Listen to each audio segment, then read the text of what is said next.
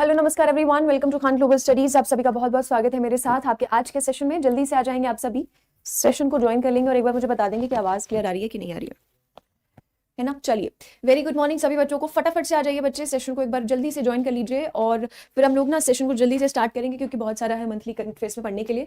सबको ही पता है कि मंथली करंट अफेयर्स कर रहे हैं हम लोग, है ना। मंथली करंट अफेयर्स हम लोग कर रहे हैं दिसंबर मंथ का, सॉरी जनवरी मंथ का। ठीक है, जल्दी से आ जाओ फटाफट से और सेशन को ज्वाइन करो। फिर स्टार्ट करते हैं जनवरी 2024 का मंथली करंट अफेयर्स। फटाफट से सारे बच्चे आ जाएंगे, ज्वाइन कर लेंगे एक बार। आई होप सबने, देखो जिन्होंने पढ़ा हुआ है, जिन्होंने क्लासेस अटेंड की हैं, जिन्होंने न्यूज़पेपर पढ़ा है उनको तो आसान लगेगा। जिन्होंने नहीं किया है, जिनका छूट गया है और सब्जेक्ट्स पढ़ने थे, वो भी इस सेशन को कर सकते हैं। तो जिन्होंने पढ़ा हुआ है वो अच्छे से रिवाइज करेंगे फिर से, कितना याद है कितना भूल गए हो। जिन्होंने नहीं पढ़ा है वो देखेंगे कि क्या क्या इंपॉर्टेंट चीजें हुई हैं। ठीक है, चलिए सारी आवाज सब कुछ क्लियर आ रही है सभी को। Very good morning. Good morning Sangeeta, Ashwini, Meenu, Shashank, Nishi, Sakshi, Kavita, Pradeep, Netrabhan, Nikhil, Nakul, Bittu, Sandeep. चलिए सभी बच्चों को very very very good morning. चलिए सेशन को स्टार्ट करेंगे अब हम लोग। सबको आवाज क्लियर आ रही है, सब कुछ क्लियर है तो सेशन को स्टार्ट करेंगे। फटाफट फटाफट से सबने आंसर्स करने हैं।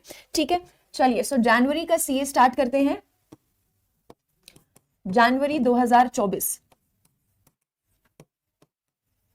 चलिए पहला क्वेश्चन देखते हैं। सबसे पहला सवाल क्या है हो जाएगा। नेक्स्ट क्वेश्चन पर आते हैं। एक जिला एक उत्पाद पुरस्कार की गैर कृषि उत्पाद श्रेणी में किस जिले ने पुरस्कार जीता है? अल्लूरी, सीताराम राजू, बुरहानपुर, कोल्लम या फिर काकीनाड, है ना। तो यहाँ पर अगर बात की जाए, one district one product scheme जो है आपकी वो यहाँ पर आ जाती है। One district one product scheme आ जाती है यहाँ पर आपकी, है ना। तो यहाँ पर अगर पहली बात तो बात करूं तो ये पुरस्कार आपके इसके तहत दिए गए हैं। इसके लिए एक इवेंट करवाया गया था, आत्मनिर्भर भारत उत्सव 2024। ये आत्मनिर्भर भारत उत्सव जो है, आत्मनिर्भर भारत उत्सव आपका जनवरी में करवाया गया। इसका आयोजन जो है कहां पर, नई दिल्ली में करवाया गया। इसी के तहत क्या है आपके ये पुरस्कार भी दिए गए। वन डिस्ट्रिक्ट वन प्रोडक्ट की अगर बच्चे बात करते हैं सबसे पहले तो इसे साल 2018 में लॉन्च किया गया था। इससे पहले उत्तर प्रदेश सरकार के द्वारा लॉन्च किया गया था। फिर ये मॉडल सेंटर को पसंद आया तो सेंटर ने इसे पूरे देश में लागू किया कि हर जिले से एक प्रोडक्ट आपका निकाला जाएगा।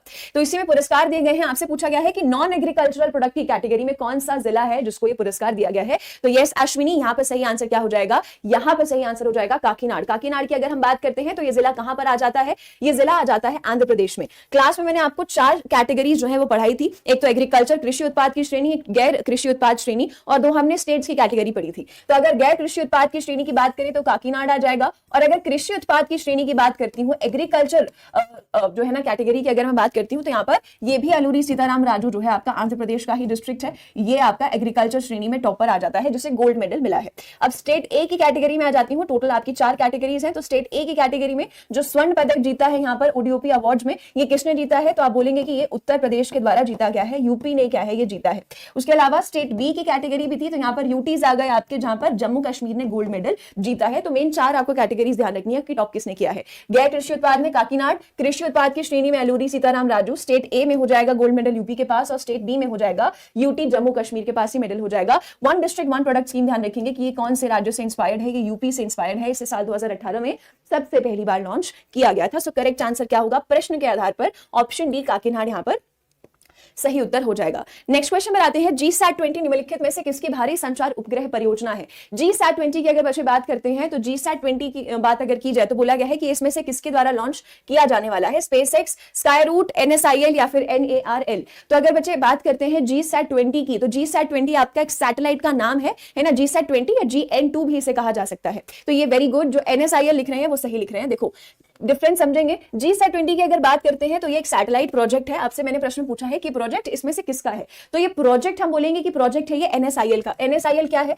New space India limited. New space India limited का क्या है बच्चों? ये प्रोडक्ट है। अब ये जो न्यू स्पेस इंडिया है ये किसके तहत काम करता है? ये इसरो के तहत काम करता है ना। सारा काम इसरो तो नहीं कर सकता, तो इसरो के तहत क्या है? NSIL आता है। NSIL आपका साल 2019 में बनाया गया था। तो NSIL भी कई प्रोजेक्ट्स आपके हैंडल करता है, कई सारे सैटेलाइट्स आपके हैंडल करता है, राइट। सो NSIL के द्वारा ये प्रोजेक्ट आपका लॉन्च किया जाएगा। GSAT-20 एक हेवी कम्युनिकेशन सैटेलाइट है। अब यहां पर क्या है? फैल्कन 9 का इस्तेमाल किया जाएगा इसको लॉन्च करने के लिए। ये आपका क्या है? रॉकेट है, या आप बोल सकते हैं लॉन्च व्हीकल है, रॉकेट है। इसका इस्तेमाल किया जाएगा इस सैटेलाइट को लॉन्च करने के लिए। ये जो रॉकेट है ये है स्पेसएक्स कंपनी का, ठीक है। और क्यों हम लोग स्पेसएक्स की मदद ले रहे हैं? स्पेसएक्स जो इलॉन मस्क की कंपनी है, राइट। सो यहां पर अगर बात करें तो स्पेसएक्स की हेल्प इसलिए ले रहे हैं क्योंकि सैटेलाइट का वेट बहुत ज्यादा है, वजन बहुत ज्यादा है। इसका जो वेट है वो है 4700 kgs का। इसका इस सैटेलाइट का क्या है? वेट हो जाता है। तो इतना भार लाने के लिए हमारे पास अभी लॉन्च व्हीकल या रॉकेट मौजूद नहीं है। इसीलिए हम एक प्राइवेट कंपनी जिसका नाम है स्पेसएक्स, जो कि इलॉन मस्क की कंपनी है, इसका क्या है, इसका यूज करके, इसका जो रॉकेट है फैल्कन 9, इसका इस्तेमाल करके हम लोग GSAT-20 या फिर इसे GSAT-N2 भी कहा जा सकता है, N2 भी कई जगह लिखा हुआ है, तो इसे लॉन्च किया जाएगा। तो ध्यान रखना है कि ये है न्यू स्पेस इंडिया लिमिटेड का प्रोजेक्ट, इंडिया का प्रोजेक्ट है या इसरो का प्रोजेक्ट भी आप इसे बिल्कुल कह सकते हैं। सो प्रश्न के आधार पर सही उत्तर क्या हो जाता है, ऑप्शन सी NSIL बिल्कुल करेक्ट आंसर यहां पर बैठता है। तो न्यू स्पेस इंडिया लिमिटेड जो है ना, इसके द्वारा क्या है आपका ये लॉन्च किया जाएगा स्पेस, ये आपकी कम्युनिकेशन सैटेलाइट।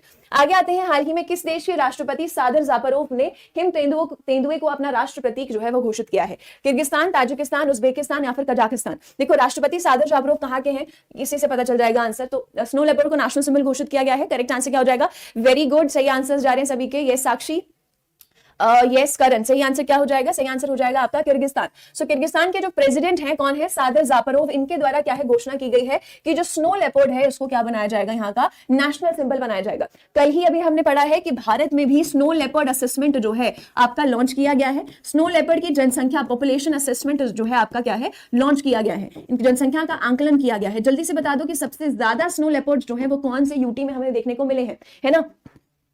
टोटल बात करें तो 718 स्नो लेपर्ड्स हो गए हमारे पास जो बताया गया है असेसमेंट में। और टॉप पे कौन हो जाएगा? यस शशांक, टॉप पर हो जाएगा आपका लद्दाख हो जाएगा। लद्दाख में कितने बताए गए हैं? लद्दाख में 477 लेपर्ड जो है ना कहे गए हैं कि भारत में इतने क्या है हमारे पास लेपर्ड्स जो है वो मौजूद है ना? तो snow leopard capital of India किसको कहा जाता है? जल्दी से बताएंगे, snow leopard capital of India किसे कहा जाता है ना?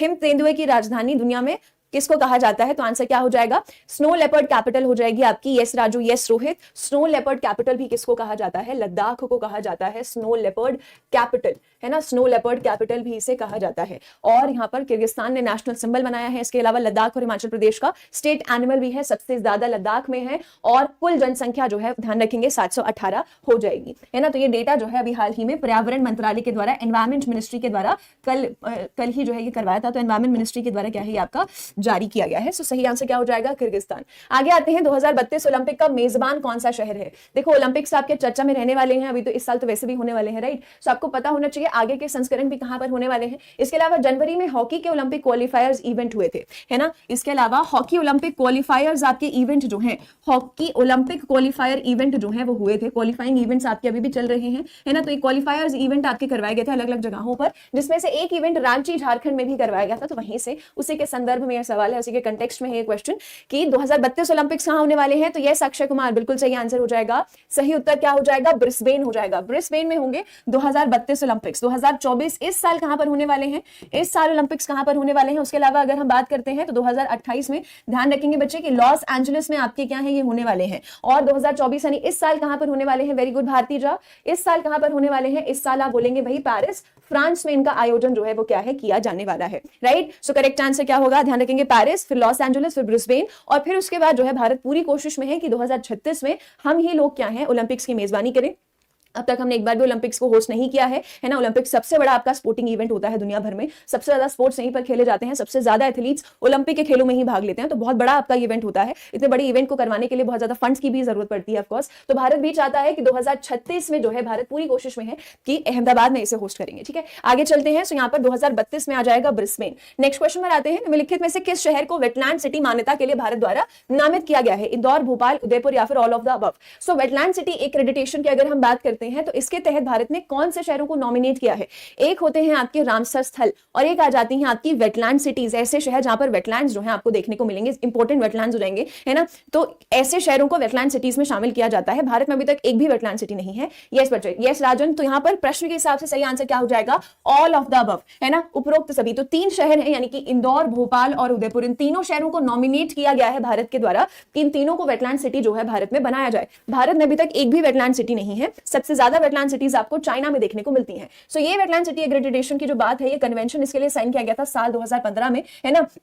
तो रामसर कन्वेंशन के तहत ही हुआ था। रामसर कन्वेंशन आप सबको पता होगा। वैसे रामसर कन्वेंशन की बात करें, है ना, तो रामसर संधि के तहत क्या है ये आपका सिटी बनाने की बात जो है वो की गई थी साल 2015 में कि भी शहरों को भी वेटलैंड सिटीज का दर्जा दिया जाएगा। तो उसमें अगर हम बात करते हैं तो भारत की तरफ से ध्यान रखना है इंदौर, भोपाल और उदयपुर, ये 3 हमारे शहर हैं। इंदौर में बात करूं तो आपको सिरपुर लेक देखने को मिल जाता है, जो वेटलैंड स्थल भी, जो आपका रामसर स्थल भी है। भोज वेटलैंड मिल जाता है, फतेह सागर वेटलैंड मिल जाता है उदयपुर में तो खैर सिटी ऑफ लेक्स भी उदयपुर को कहा जाता है। तो 3 हमारे शहर हो जाते हैं, है ना, जिनको क्या है जो है वेटलैंड सिटी के तौर पर भारत ने नामांकित नॉमिनेट जो है वो किया है, जिसे वेटलैंड